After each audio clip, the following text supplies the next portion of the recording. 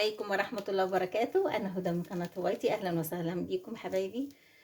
طبعا برضو هنقول برضو كل سنة وانتم طيبين. اللهم بلغنا رمضان، رمضان على الأبواب.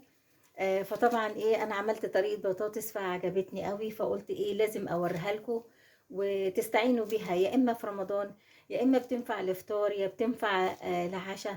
بتنفع بعد كده مثلا لسحور وحد جايلك ولا حاجة، بتضطري تعملي البطاطس دي معاها مع وجبة السحور. يعني لكذا حاجة، يعني تنفع وتنفع كمان كوجبة فطار. يعني مثلا لو عملنا البطاطس دي بتحط جنبها بقى بيض وبيتعمل طبق سلطة جنبها، بتبقى وجبة بسيطة سهلة وخلاص، بيبقى يوم وعدى يعني تمام كده. طبعا هقول البطاطس انا بصوا في البداية كده. البطاطس اللي هي الرملية دي انا بنصحك تجيبي البطاطس الرملية، مش البطاطس اللي هي الطينية دي. الطينية دي برضو للتحمير، بس عايزة اقولك ان هي احيانا تبص تلاقيها يعني شبه باشت كده في لما بتتعمل صينية، فلذلك هي بتبقاش ماسكة نفسها برضو في حتة برضو ان انا هبنيها كده، احنا هنعملها زي البانيه يعني تمام. فعايزه اقول لك ده نوعين من البطاطس دي كنت جايباها ب7.5، دلوقتي وصلت ل10 جنيه. هي بطاطس رمليه، تحسي ان فيها كميه من الرمل تمام كده. طبعا انا جبتها غسلتها، ما حبيتش ان انا اثقل عليكم في اثناء الفيديو. هقول لكم هعمل فيها جبتها غسلتها وبعد كده قشرتها زي ما انتم شايفين، وبعد كده هنبدا نعمل الجوانتي اتقطع ثواني كده حبايبي بقى. هنبدأ نعمل اهو زي كده. هاخد البطاطسايه كده اهي زي ما انتم شايفين، وهعملها كده اهو ادي، تبقى محمله كده يعني ما تبقاش رقيقه، زي بالظبط ما انا بعمل البطاطس بتاعه اللي هي الصينيه، بس ارق منها شويه. بصوا التحميل اهو، ما تبقاش محمله قوي اهي. ليه؟ لان هي بعد كده هتاخد، مش هقول لكم نص سلقه، لا اقل من نص سلقه، هي غلوه واحده هتبقى في الميه. وبعد كده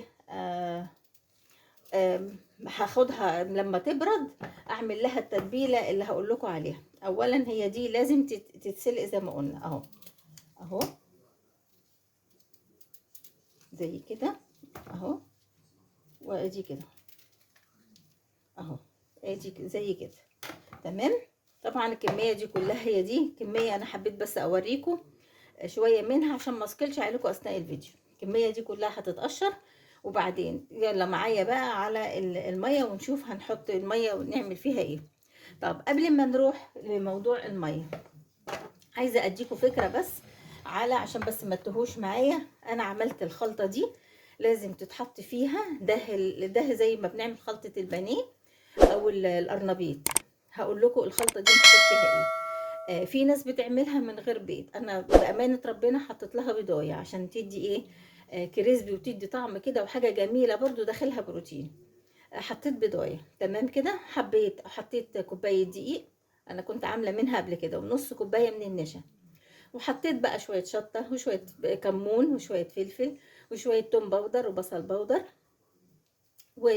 شويه بسيطه من البابريكا. دي الخلطة اللي بعملها، اللي انا بعد كده لما تتسلق البطاطس هضطر احطها فيها تمام كده. طيب خلطة الكريسبي بقى اللي هي الناشف هقول لكم برضو ده عبارة عن دقيق. ده بعد كده لما اطلعها من هنا هبنيها هنا كأننا بنعمل بانيه بالظبط. دي خلطة نشا على دقيق، ما حطيتش بيكنج باودر ولا حاجة. علشان انا مش عايزة الكفر يعني زي ما يبقى زي البانيه، لا ما تحطيش يعني عايزة حطي بس عشان ما يفصلش. ما تحطيش بيكنج باودر مش مشكلة. يبقى هنحط نشا وهنحط اللهم صل على النبي الدقيق، وكمان هحط التوابل اللي انا حطيتها هنا هحطها هنا على الدقيق، وشوية ملح طبعا. نفس التوابل واحدة، توم باودر بصل باودر بابريكا وملح وفلفل وكمون بس. دول اللي هيتحطوا عليهم، زائد الكريسبي هوريهولكم ان شاء الله اهو. الكريسبي اللي هو بتاع كنتاكي اهو. الكريسبي ده اللي انتوا كلنا عارفينه، ده الكريسبي اهو اللي احنا عارفينه كله. انا كنت حاطه عليه وكنت مخلصاه وعاملاه على اساس ايه ان يبقى جاهز. يعني حضرتك بتجهزي دوا خلاص بيبقى على، واللي يفيد منك برضو ما بيبقاش زفر ولا حاجه.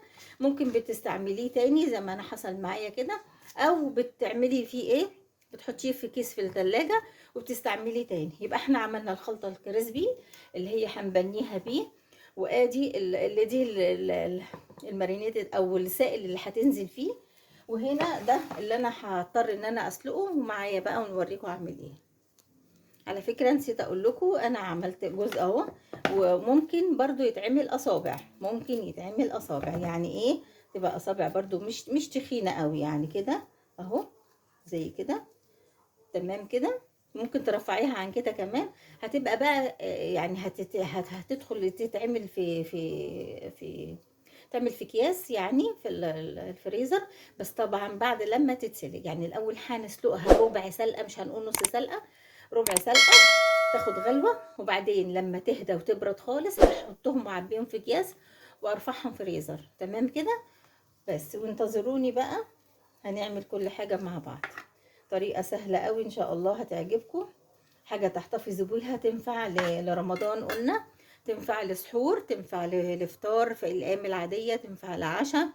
جميله قوي. حد جالك على غفله بتطلعي الكيس وبتعمليه مع البانيه ومع اي حاجه، مع كفته، بتزود لك من القيمه الغذائيه وبتزود في السفره قيمه يعني.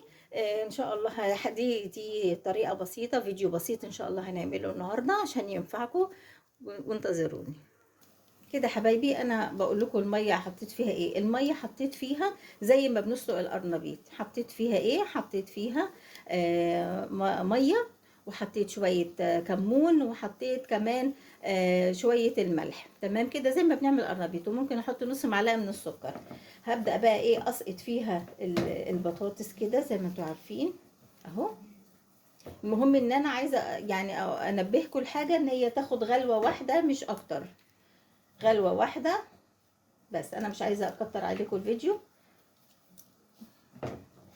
بس كده. ولما تتسلق بسيط زي ما قلنا هنطلعها وهنبنيها قدامكم واوريها لكم بتتعمل ازاي. وانتظروني كده حبايبي. بقى اقل من 10 دقايق هبدأ بقى ارفعها اهي. هي جامدة برضو اهي، يعني ما استوتش اهي، وانا واقفة قدامها. وعقبال ما قطعت البطاطس التانية هبدأ اشيلها اهو، انشيلها من المية.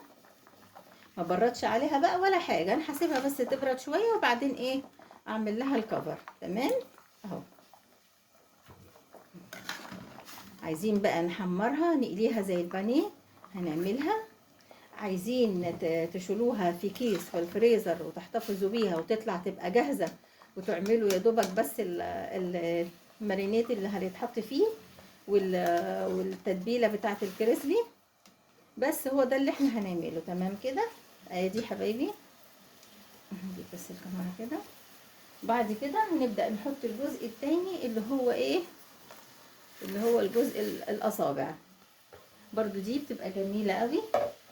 تعملي لها نفس المارينات كده، ومن غير كمان ما تحطي لها اي خلطة او اي حاجة. ممكن بتعمليها كده بتتحمر بعد ما تخرج من الفريزر يعني كده، من غير ما تفك بتحطيها في الزيت من غير ما تحطي لها اي حاجة عليه، عشان هي واخدة غلوة كده فبتبقى استوت شوية بسيطة. بعد كده بتتحمر بتقرمش وبتبقى جميلة. طبعا انتظروني بقى لما بعد كده هطلع ده، هطلع لوحدي. وبعد كده اما اجي اقلي الكريسبي ده هوريه لكم. انتظروني. رجعنا كده حبايبي بقى بعد ايه ما خلاص ايه اتسلقت بقى وبردت. هنبدأ بقى نعمل ايه، نعمل بقى الكفر كده زي ما انتم شايفين. ممكن بقى بتاخديها ايه، بتاخديها كده على الفريزر، وكمان بتفرزيها ممكن كده وتخرج على الآلية على طول. وممكن كده بتاخديها على الفريزر في قلب كيس وبتبعديهم عن بعض كده، وبتخليها لما تطلعيها بتعملي لها الكفر اللي هو بتاعها ده، اللي هو السائل بتاع المارينيتد ده. وبعد كده بتحطي الكفر ده. يعني قدامك طريقين، يا اما تعمليها كده تعمليها كده اهو. بصوا بعمل كده، بحاول يعني تاخد عليها كفر بسيط كده زي ما انتم شايفين. الدقيق دي بيبقى تقيل شوية والسايب بينزل. تمام كده. انا هعمل كده واحده اهو قدامكم بايد نضيفه كده اهو، اهو كده، ادوس عليها كده بحيث ان هي ايه تحمل معايا وتشيلي الكفر. ودي برضو نفس الحكايه، حابه تقليها على كده بعد ما تخرج من الفريزر، حابه تعمليها في قلب برضو هنا الكفر بتنزليها هنا وبعدين تحطيها هنا برضو وتشيلي، بس ما تيجي تقلي في الطاسه وتحطي بتحطي ايه واحده واحده. تمام. احطي بس على الزيت اهو كده. خلاص كده انا راضيه كده. شايفين بصوا مسكت ازاي بقت محمله واخر جمال. يلا بينا بقى نروح نقلي ونكمل بقى كده بقى. هنبدا بقى نقلي زي ما احنا متفقين. هناخد ونفض بقى كده. هي خلاص اكتفت بايه الكفر اللي عليها، وحط بقى والزيت مقدوح كده بالراحه خالص ما ترتشي اهو زي كده، ونفض كده وحطي بالراحه خالص كده اهو زي ما انتم شايفين كده. الزيت يبقى نضيف اهو. كوني قاليه في حاجه قبل كده عادي برضو يعني، كلنا ايه هنمشي نفسينا اهو. هعلي النار شويه عشان كنت مطياها عشان الزيت. ادي شايفين محمله الكفر عليها اهي.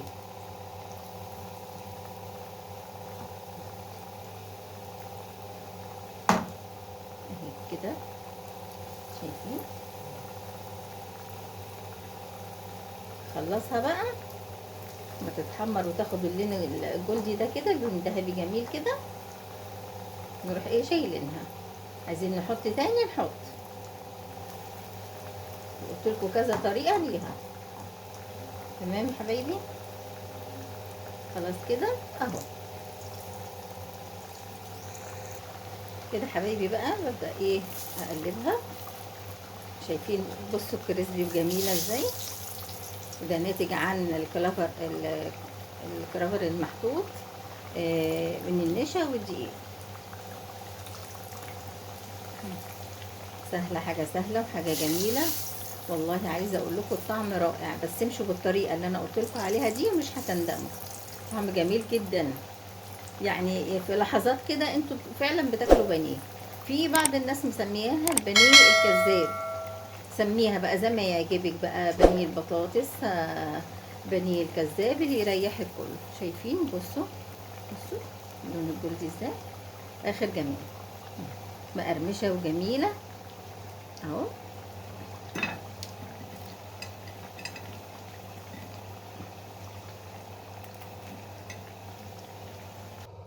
كده حبايبي بقى زي ما انتم شايفين. بصوا بقى الكفر وجماله. بصوا شايفين ومقرمش وجميل قرمش. تمام كده. انا عملت بس حاجه بسيطه كده علشان بس ما اسكلش عليكم في الفيديو. نبدا نعمل كده حاجات بسريعه كده مع بعض. وادي بتقدم معاه طبق سلطه، وممكن تعملي معاه بيض كبروتين. تعملي مثلا مع حسب عدد افرادك بيضتين 3. بصي. وكمان اللي هو هيتشال في الفريزر في قلب كيس من بتاع التلاجة.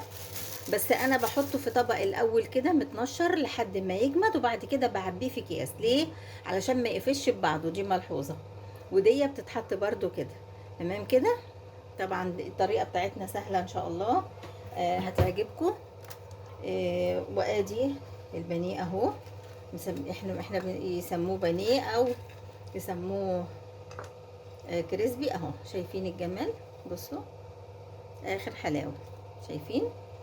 طبعا انا هحطها كده، وهنحط بقى فوقيها نتبلها كده برضو، وتتقدم برضو في رمضان مع السفرة عادي. بتدي برضو طعم كده جميل قوي وشكل حلو اهو. ادي البقدونس بيخلي ريحتها جميلة قوي، عاملة زي السمك. تمام كده. طبعا دي كانت وجبة خفيفة النهاردة، وقلنا لكم على بعض الملاحظات بالنسبة للسليق، وهنا بالنسبة لدية للقلية بعض الملاحظات، وعشان تطلع معاكي حلوة وكده ومحملة. وان شاء الله في حاجات جاية تانية ان شاء الله. بشكركم لحسن متابعتكم. بقول لكم الى اللقاء في فيديوهات تانية مع هدى. بشكركم، مع السلامة.